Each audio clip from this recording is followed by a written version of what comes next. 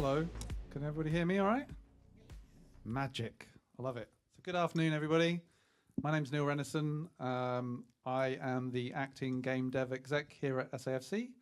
I'm also the creative director of Tim and Games over in Melbourne, Indie Dev Studio.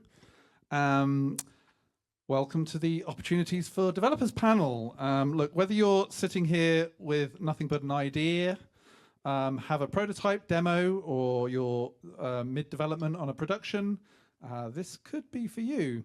So game dev can feel really overwhelming at times. Engines to choose from, teams to build, grants and incentives to understand, publishers to pitch to, and communities to find your place in. The good news is that we've got a really good bunch of people here that know all about those things, who are going to share their knowledge with you. So we'll take you, we'll basically break this down into a few different sections, because there's, making a game, there's from the start to the end, there's a lot to cover. So we will start at the beginning, and there'll be about 4 sections, and everybody can offer their opinions on those different subjects. So firstly, what I want to do is we're going to start at the beginning, and we're going to look at getting started from the first idea to your first playable. And we want to discuss some of the ways in which people recommend you do that. And I'm going to start with Aiden here. Aiden, introduce yourself, please. Sure, thanks for putting me on the spot there. That's good. That's all right. I'll be first, I Jump guess. straight in, mate. Yeah. So my name's Aiden. I run a studio here in South Australia called Catalyst Games. We're an indie game studio. We're making our first game title, which is called Dungeons and Dining Tables. The demo's coming out later this month, which is really exciting. And we do some game development workshops for kids through councils and schools, and we also do some work for hire that's kind of outside of the games industry. But we can talk a bit about that later. Happy to have a quick little conversation about starting a project and how scary that can be, and all the different ways that you can start something. I suppose in my experience, when we started the studio, we had a different project in mind, actually. We started with a small hexagon-based strategy game that was way too big for what we thought it was going to be, and all those sorts of things, and found out very quickly how big that scope was. So probably the first thing to start with is just think about scope. Scope is a really important thing when you're deciding on a commercial product. If you're thinking about just building some prototypes and having some ideas and starting to play around with tools, then absolutely go for it. Like, learn cool, interesting things. But if you're moving towards commercializing a project, scope is a really important thing. So scope is generally what you think about when you're talking about resources in your team. So what kinds of people you have in your team and what their skill sets are, and how quickly they're able to achieve some of the tasks that you want to put on them to complete stuff. So we've been very fortunate because we've been able to build with quite a decent group of people. But a lot of the time, when you're in indie dev, you're a small team, 1 or 2 people. Think about realistically the sorts of things that you can do and how long that will take. It's probably my biggest piece of advice on on starting a project. Yeah. And it takes twice as long as you think it does, yeah. Always. And John, if you'd like to introduce yourself, and have you got any more advice for people starting off in those early footsteps into game dev? Indeed. So hello, for those of you who haven't met me, I'm John Cartwright. This is my 40th year in game dev, and it's a wonder I've still got any hair, really, isn't it? I mean, it is going. You can't see the back. So I started out as a programmer back on home computers back in the UK, 40 years ago. And I've worked across all sorts of platforms, been production, exec, whatever. I now work with developers, and I work with screen agencies and publishers to bring games to life. And I'd say, so one of the things that I think is important when you're starting out is to prototype. And to prototype and to measure, to see, can you find the fun? So I'll give you a story. Some of you may be familiar with a game called Dredge, very, very successful Kiwi game that I happen to produce as well. They did a bunch of prototypes. I'll let you in on a secret. They don't actually care about fishing, and they're not really into horror. But what they found with these prototypes that they made 3 different prototypes, and this was the one that resonated with people. And they went, all right, there's something with this. And they tested as they went all the way through. So finding something, can it be fun, are people engaged with it, is really worth doing, because then you can throw away ideas quickly so that you don't spend too long doing the wrong thing. Similarly, the good folks at SMG Studio who make Moving Out 2, every week they would have test builds and they would test them. They were in the lucky position. They had streamers who were friendly, who they could get them to record their videos and publish them unlisted on YouTube. And they could, every week I got to watch a video of like, oh, do people get this new game mechanic, this interaction? Yes, no, and they'd refine it. So throwing things away is probably my tip, really, Neil. Like finding the things that don't work and throwing them away. I've thrown a lot of things away. Sometimes no I doubt. haven't thrown them away and learn about it a year later. Yeah, that's the problem. When I'm 250 grand poorer. Ron, introduce yourself, and I'd like to say, you know a lot about all the different games being made in Australia. What are some of the things that you've seen from early startups over the years? Yeah, hi, I'm Ron Curry. I'm the CEO of the Interactive Games and Entertainment Association. I've been around almost as long as John, but I've always worked on the publishing side, so I know nothing about making a game. So we're going to start there. But I've always been on the business side.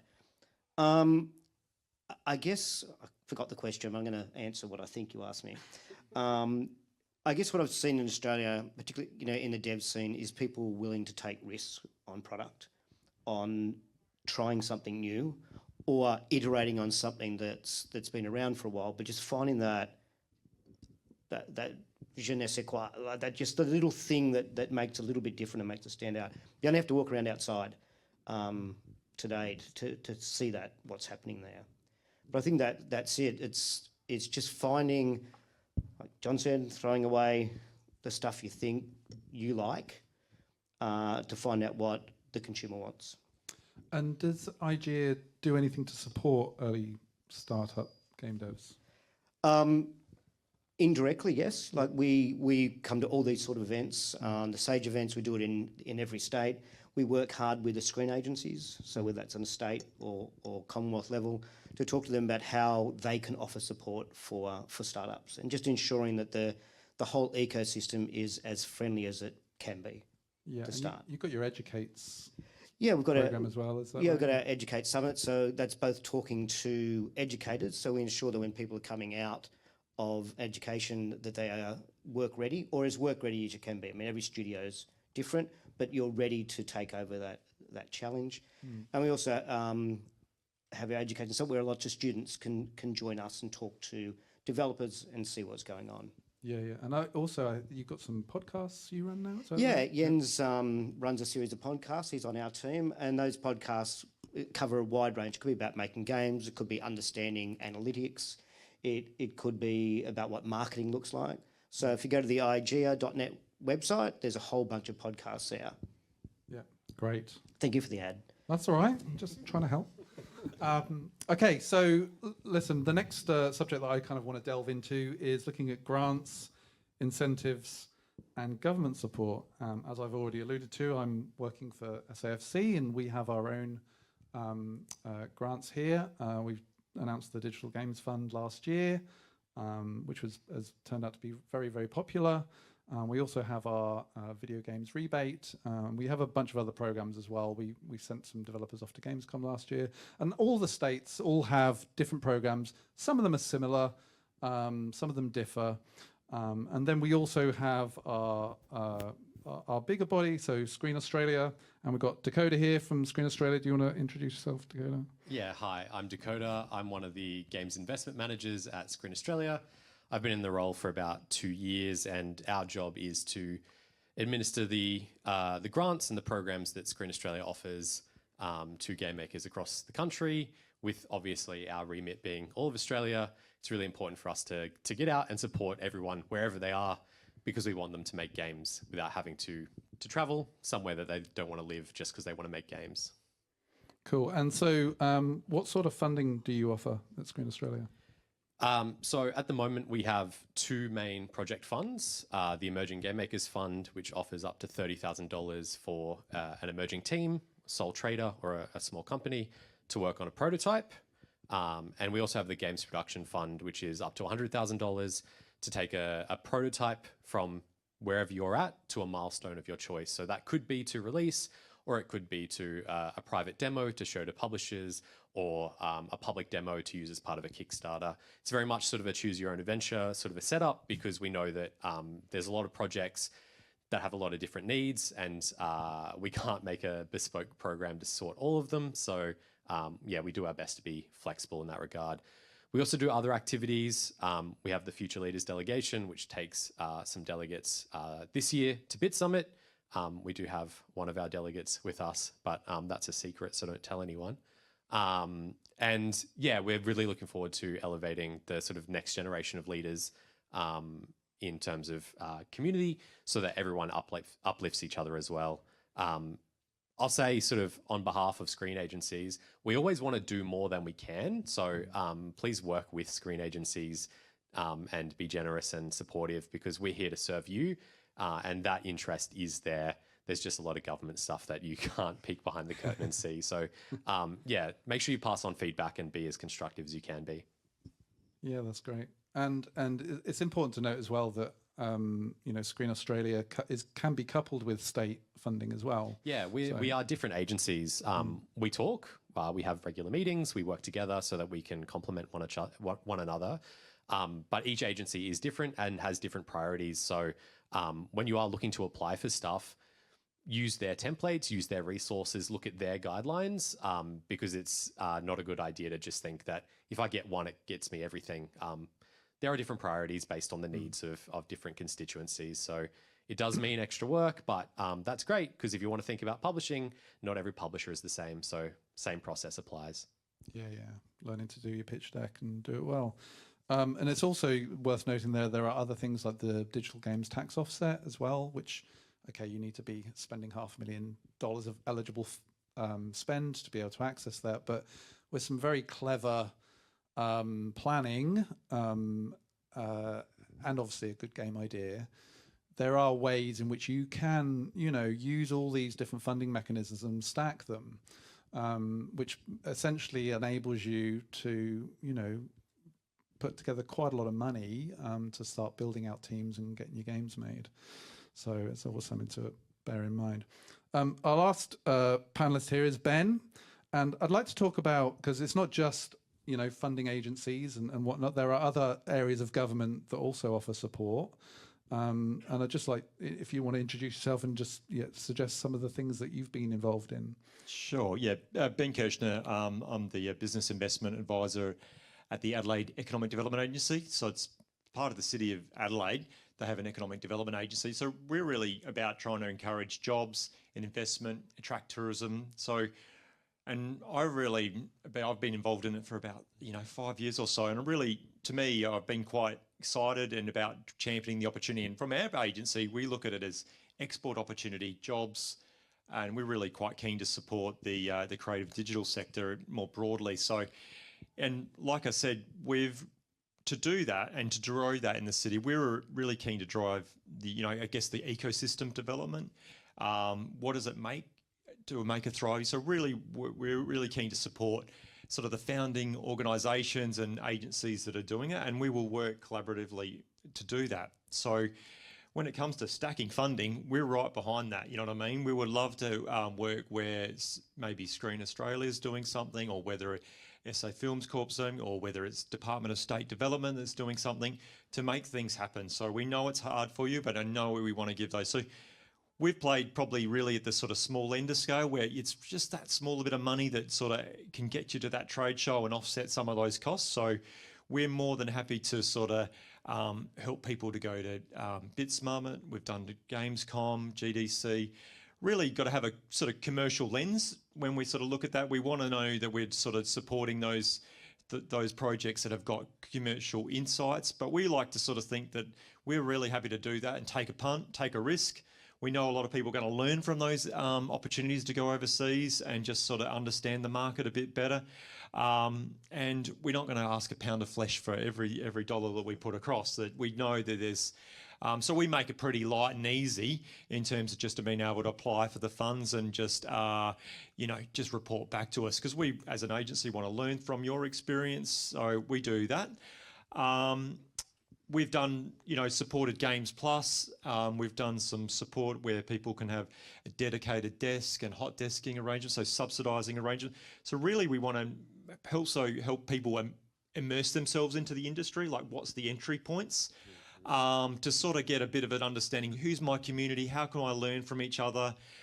I might be doing it from home, but how do I find out more? So we've been really, from the outset, sort of supported Saga or Unwind, where we just started having beers at the pub, and that's now come to fruition to being an incorporated association. I'm really proud that the people in the industry that are there now, there's that sort of networked community. It's more formalised and more substantial, and to now where we have Sage, which is amazing as well. So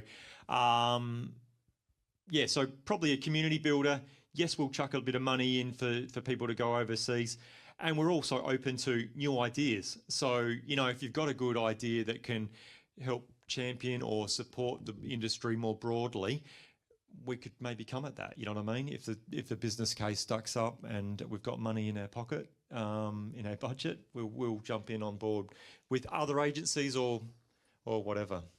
And just to finish off this subject, because I know we're covering it all rather quickly, but just want to get maybe Dakoda, but anybody else can pitch in here. I mean, what is any immediate tips if you're looking to apply for funding? Is there anything that that you can recommend to start thinking about now? Yeah, and I just want to sort of close that point as well. Like, presumably everyone's a game maker, but presumably also a game player. You don't follow the rules. You like to break them and go out of bounds. You like to explore and experiment. Ask questions of agencies and organizations. Find money where it didn't exist before. Like, you don't have to just wait for people to say, please come to us and let us give you money. You can ask. It's not against the rules. And even if it is, asking's okay. It's not going to get you in trouble. So try it. So that's my first tip, is like, see where you can find money that you wouldn't expect to, because that's really helpful. A lot of game makers start their studio and don't realize we're a small business. I'm not just someone making a game, but I'm a small business. So small business grants go a long way to paying off your legal and sort of accounting costs. That means that any money you do get to make your game can just be spent on making the game, instead of paying a lawyer to make sure that you can do that legally. So yeah, one tip is to seek money outside of the obvious suspects. But also, like, pay attention to who you're asking and what they want. Screen Australia is an arts agency. It's not a trade agency. So we're not predominantly concerned with commercial outcomes, but that doesn't mean that that's not a factor. You can look at our guidelines and see exactly what you're going to be assessed against. And if you then reflect on that as part of an application, you can figure out exactly where you need to put the effort in to stand out.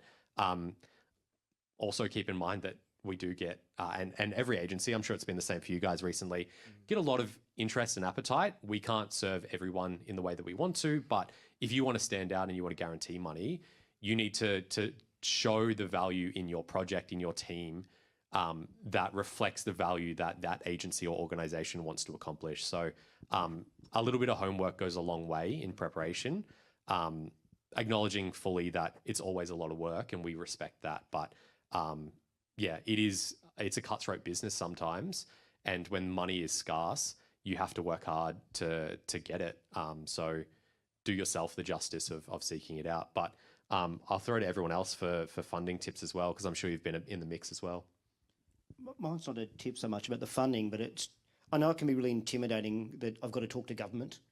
I've got to speak to someone there, but government is these people. Like, they're people who love games, they love the industry, they want it to succeed. So don't be intimidated or scared that you have to have those conversations, because truly they're a really great group of people. That's right across all the states and the Commonwealth, Screen Australia. I think one of the things that Dakoda was talking about with Screen Australia being an arts organisation, it does mean it's different. So if your grant application to Screen Australia is not necessarily going to be successful with the South Australian Film Corporation, because the criteria are likely to be different. The one thing from my perspective, I usually find that as business people, game developers are great at being game developers. And I'd like them to be better at being business people, because I think ultimately you probably want to make some money from your game. I'd like you to make some money from your game, and then I'd like you to go and do game 2, game 3, game 4, and then your 5th one, you're an overnight success, because that's how it works. But so to do that, you need to look at what is the commercial side of your game. You know, it may be with some of the early grants with the emerging game maker, there's far less of a lens on commercial. Absolutely. It's all creative, and that's cool. I would imagine that the rest of them, they're looking at, okay, but how is this going to work? How are you going to make money? How is this practical from a commercial sense? And I think somebody on your team needs to own that. And a lot of the times when I see games go bad, it's because nobody's looking after the business. And I get none of you are here going, oh, I want to be a business person. You want to make games, but somebody has to. Sorry. It is true as well. Somebody does have to be the business person. Obviously, I'm the business person in my studio as the creative director and the founder, and you know, I have to deal with all the legal, and I have to write all the paperwork and sign all of the things, and that sucks. You know, like actually, genuinely is a real drainer when you really want to make video games. But you know, the ability to employ and the ability to create opportunities for people is the thing that brings me a lot of happiness. So for me, that is just kind of like the hurdles that you have to jump if you want to finish the race. So one thing that I wanted to add to that, while I know we are talking about grants as well, is like seeking different ways to fund your studio outside of grants. I think grants are awesome, and we've been fortunate enough to be recipients of the Screen Australia Production Fund, which was, I think, was announced just after Sage last year, which was cool. And that did help, absolutely helped.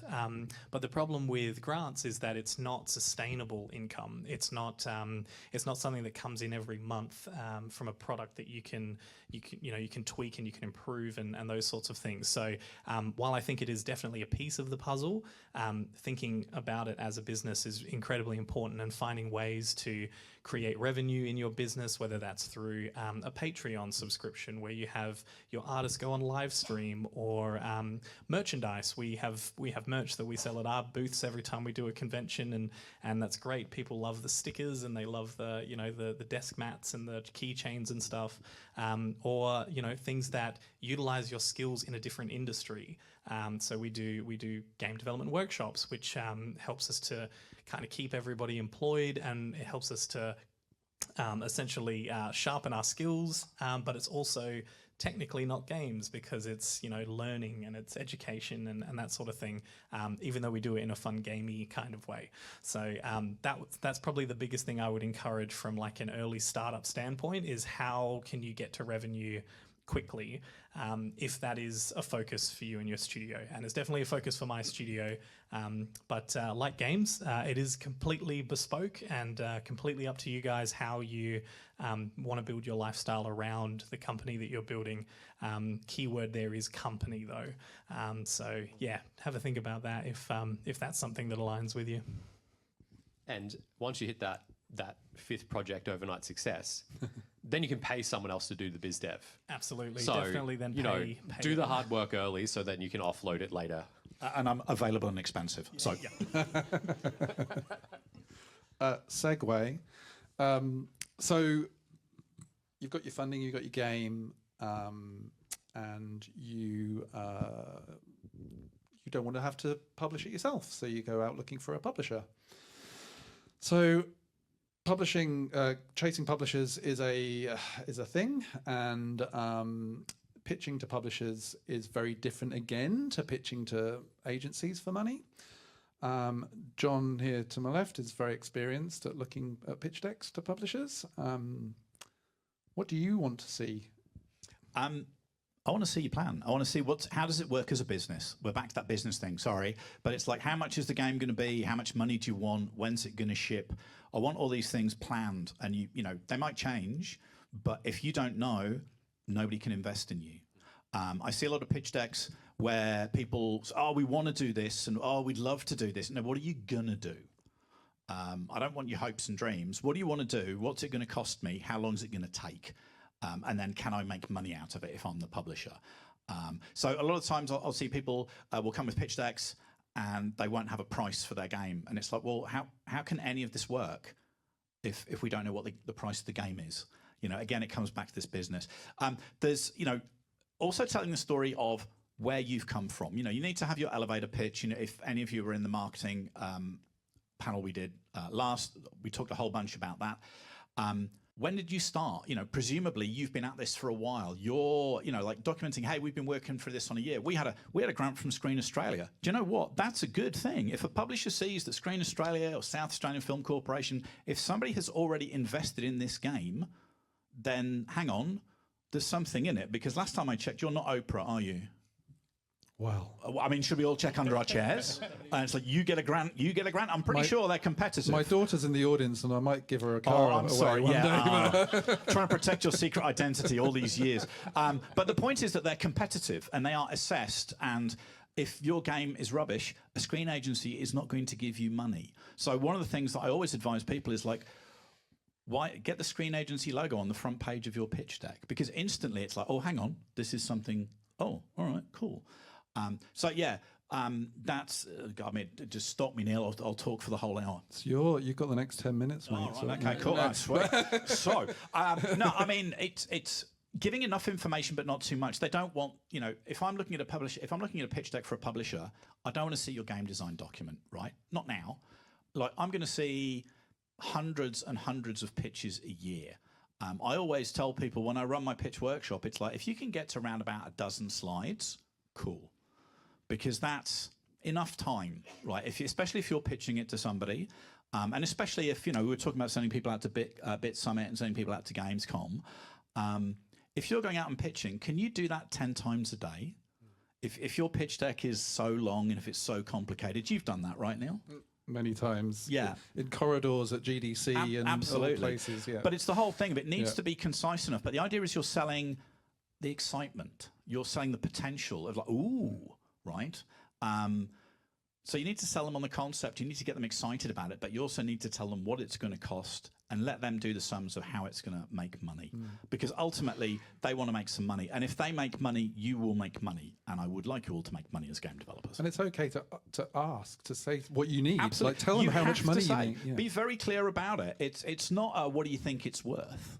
It's like, oh, I want 200,000, I want 500,000, whatever it is you want, that's what you want. You need to back it up. But then there's the other thing of, what's a publisher going to do for you? What do you want from them?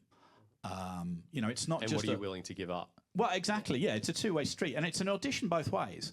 You know, so do you want them to localize? Do you want them to get the game ported? You know, PR, marketing. Ask for the services that you want. It's not just about the money. And also, please don't say, oh, we're prepared to give you this amount of revenue. It's like, it doesn't work like that. You don't get to choose that. That's a negotiation. Sort of know your place. But yeah, you know, what do you want? You need to be very clear about it. It's not about, well, what can we have? That's not how this works.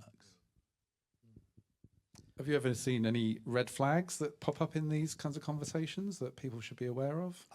From developers or from publishers? Probably from both, actually. Yeah, I mean, I think a lot of the time with developers, if it's very vague about what they're going to deliver, and if it's like, oh, well, we don't have the team, but we're going to find it, and it's like, can you maybe have you identified the people you would like to find?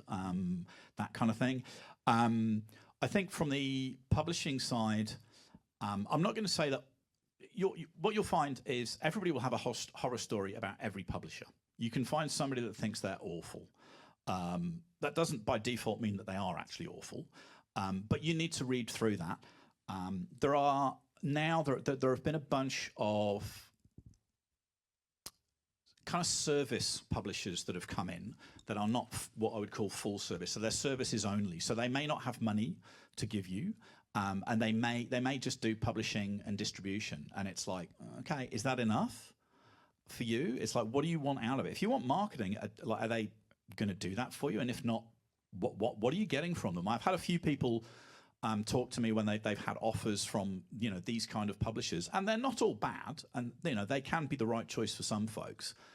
But when I talk it through with them, it's like, well, but is that what you need? And they're like, well, we kind of wanted more. And it's like, well, so why are you signing a deal with that? You know, if it's not giving you that, because then, you know, what kind of revenue share are you signing away? How long are you signing up for?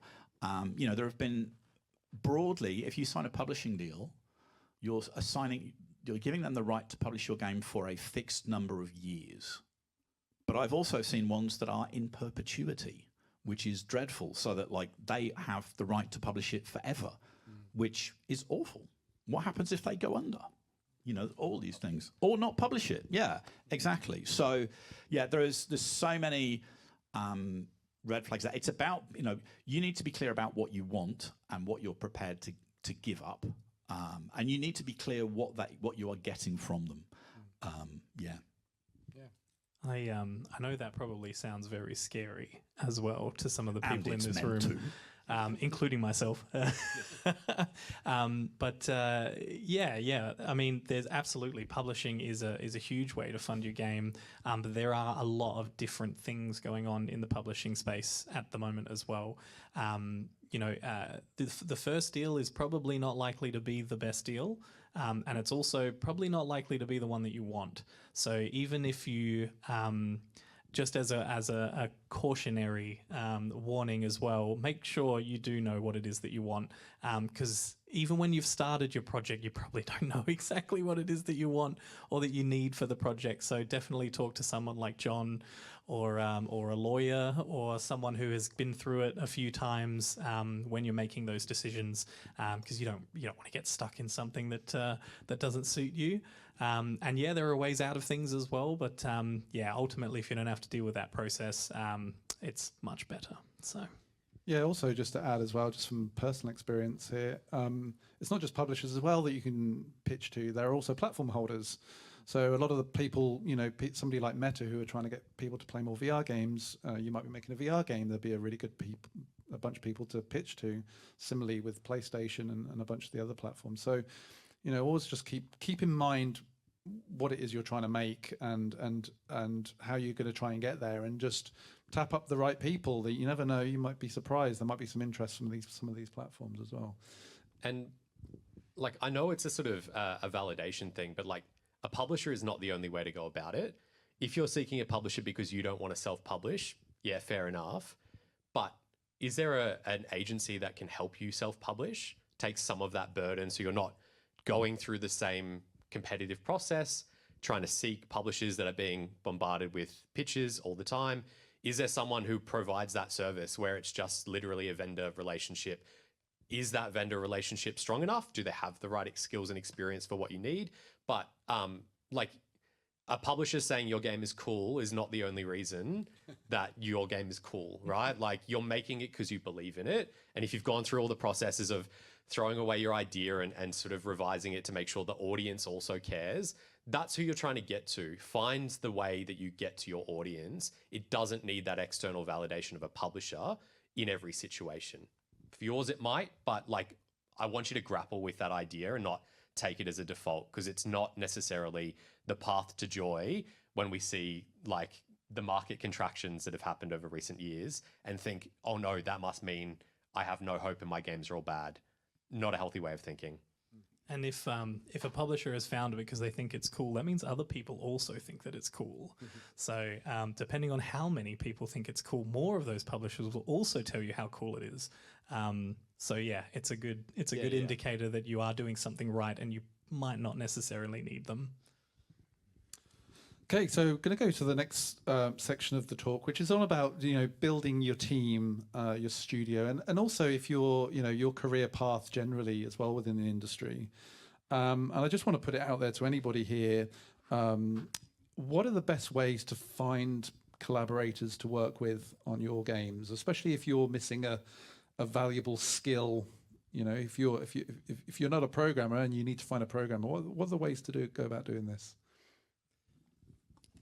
Oh, well, I mean, I have a little studio with a couple of people, so I can probably talk from experience on that. It is very difficult to start with. We have looked through many resumes and hired many subcontractors over the last 3 years. Game jams are a great way if you're starting out.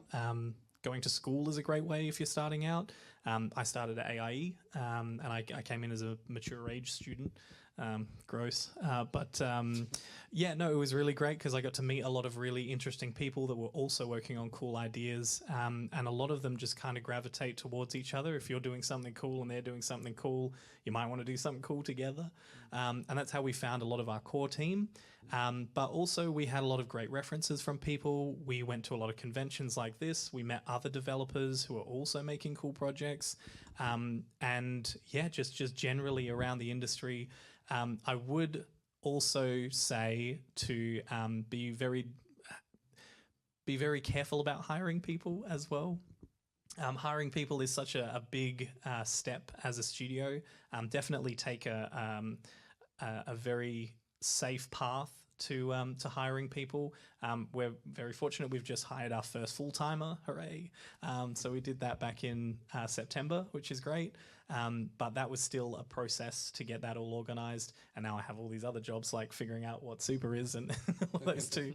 But like that's something that we're looking to do and we're trying to build out as a studio. But before that, they were a subcontractor for a while. And before that, they were, someone we had our eye on for a while as well. So it's quite a long, lengthy process to get to that point.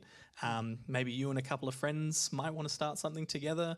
Also be careful about that as well. Make sure that you have agreements in place, and those agreements should have exit strategies, not because you're going to fall out with your friends, but because maybe someone gets another job or has a kid or gets married or moves states or something like that. There's so many different things that can happen that are not negative that would require an exit agreement. So think about that as something as well. But yeah, we're all here because we love to be here, and the other people that are here are also here because they love to be here. So I would highly recommend working with people that are having a good time. Fun people are fun, so spend time with those people. And Ben, are there any other local gatherings? Or I know we've talked about youth options before. Yeah, I'll just feed off a couple of things. Yeah, Aiden, you talked about being a business owner, and some people might consider themselves an artist or a gamer first, and then it's actually being a business owner. I think that's really important to think about that when you're starting out, and thinking about all the other complexities of what does it mean to run a business, and that comes down to employing staff, managing cash flow, doing bookkeeping, all those other things that are perhaps not sort of first point of mind, but ultimately there is a lot of support around that you can tap into. It may not be as traditional as it's made for gamers, but there's a lot of business fundamental type support that's actually on offer for really low costs and offered by the state governments. So I think you need to think a little bit lateral in terms of where do you think you're going to draw your business advice and support, or sometimes mentorship, because sometimes it's actually thinking about. So there's a whole host of business fundamental programs that are actually out at the moment by the Office of Small Business, Family Business. Have a look at them. You might actually find that some of those could actually really lift my skill set to deal with some of those harder things. You know what I mean? That are not necessarily game dev, but they're actually those other fundamental things that you need to do and consider to run your business. So think about that. It's not always going to be sit within your sort of Screen Australia, SAFC, sort of IGEA sort of frameworks. There may actually be some of these real traditional things that I can actually still leverage. So be expansive where you think you might be able to get your support. So, Office of Small and Family Businesses, that's within the state government. Check that out and just have a little bit of explore in what might be at hand. It might be those ones that will help you to take your first recruit. That sort of stuff. And just in terms of I guess, not always in terms of when you think about support, and we have talked about, I want the money, but I'd be also open to, I want some mentorship, I want some guidance, I want some assistance. So perhaps think about, actually that could save you a lot of money ultimately if you get that sort of types of support. So sort of think about expensively, how do you might get that? And you can get that in a myriad of ways, maybe through some of those structured government programs, but maybe it is going to those events and having somebody that can be that mentor for you, can be that guidance for you, can be that sounding board when you're making those hard decisions. And people sometimes be quite honoured just to have that check-in, to sort of ask for that. So by networking and connecting, going to Unwind, going to participating in what Saga has to offer, participating in what IGEA has to offer. They're all sort of touch points that are going to give you those valuable. Now, you mentioned youth options. Yes, that's one thing that we sponsored jointly today with youth options. I've been really keen to champion them because they've created a micro-credentialed program to train up youth to be games testers so they can do some Q&A. Really, really a great opportunity to try to bridge the opportunities for these people to work in industry, but also really to give indies the opportunity to affordable access to game testing. So they're in around at Sage today and probably tomorrow. But if you want to have a look at their program, look it up, Youth Options, and look it up there. So there's some good way of just sort of getting some third-party views on how your game's performing and just sort of what bugs you might not really see but other people might, you know. That's another really cool support that I'm, been championing. Okay, well, look, I think we'll wrap it up there. Thank you to the esteemed panel here. I think they've all been amazing. I think I can speak quite happily for them that they'll be around for the rest of the weekend and will be open for conversation, for advice. My advice is to pick the brains of these people as much as possible because they're so willing to share, and like a lot of these people I know have mentored me. I know Ron. I've had Ron on the phone a few times when I've had a few hard times, and it's important that you get to know these people and they get to know you. So a round of applause for the panel here. Thank you.